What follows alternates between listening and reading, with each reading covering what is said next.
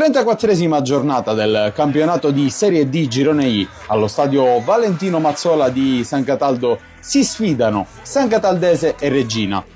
Padroni di casa già salvi possono affrontare con maggior leggerezza la gara di oggi, mentre la Reggina si gioca una fetta importantissima di stagione, vista la sfida a distanza col Siracusa.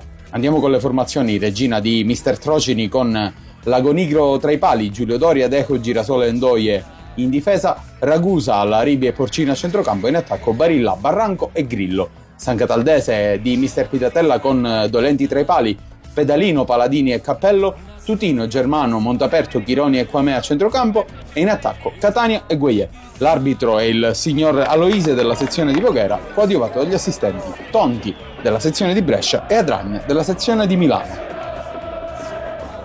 Primo tempo che vede le due squadre affrontarsi a viso aperto al terzo minuto e la Reggina a provare a farsi vedere con Grillo, il cui sinistro però si spegne sul fondo. La San Cataldese si rende pericolosa con i calci piazzati al quarto d'ora. Chironi mette in mezzo, allontana Lagonigro, sempre Chironi al 25esimo va verso la porta, ancora l'estremo difensore della Reggina riesce a metterci i pugni qualche minuto più tardi e poi Barilla a provare con una punizione dal limite che però trova la respinta di Tutino.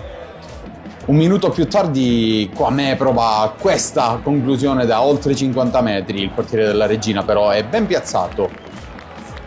Al 39esimo Giulio Dori prova a imbezzerire Dolenti con una conclusione da lontano, respinta coi pugni del portiere della San Cataldese, poi sulla ribattuta di Laribi si fa trovare pronto. Terzo minuto di recupero del primo tempo, arriva questo cross sul secondo palo e Capitan Barilla fa 1-0 Reggina. Sarà l'ultima occasione del primo tempo.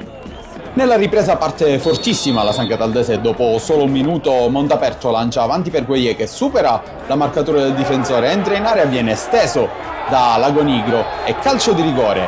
Va il numero 9 sul dischetto ma il portiere della Reggina riesce a neutralizzare il tiro. Al 10° minuto Ragusa ci prova su punizione ma trova la respinta con i pugni di Dolenti. Nel finale prova Curiale ma viene chiuso bene dall'intervento di Pisciotta. Poi al 43esimo è Montaperto che ci prova col destro, il tiro però si spegne sul fondo. De Felice ancora impegna Dolenti con una conclusione dall'interno dell'area. E nel finale questo cross messo in mezzo da Tedesco trova sulla destra Viscuso che non riesce però a indirizzare il pallone verso la porta. Sarà il triplice fischio del direttore di gara a chiudere poi i giochi. San Cataldese che non trova la vittoria ma può festeggiare comunque la salvezza.